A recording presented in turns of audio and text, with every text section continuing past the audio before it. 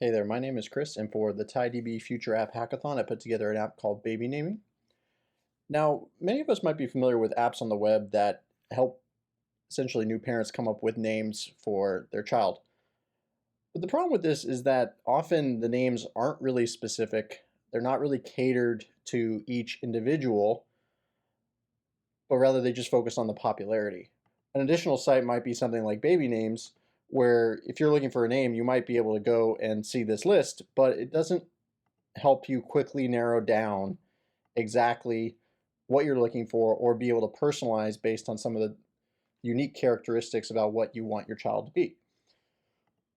So for the hackathon, I wanted to combine TiDB, some of the new OpenAI tooling, and AWS to prototype an app that is uniquely tailored to each individual user's query and cultural background.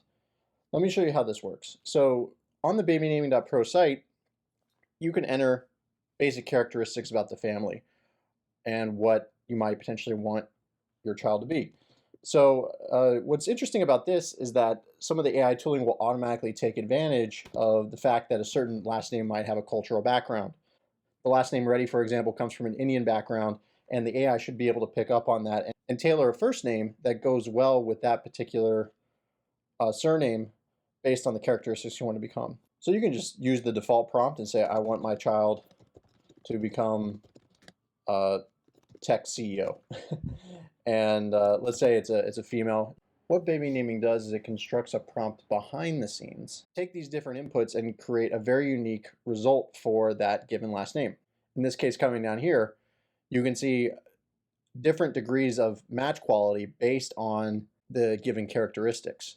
So you can go Aria, Ava, Isabella, and use this to guide your selection rather than simply going on a baby name site and finding something that resonates with you. Coming to the portal, every single result that goes to the app gets stored in the database clusters. So as time goes on, this is actually creating an index of all the baby names that people have generated in the app. And so you can see the example I just ran through here. This is actually stored and saved for later analysis in the TiDB cluster, and it can be analyzed at a later date. As for the code, it's all available on my GitHub. I encourage you to check it out, try it out.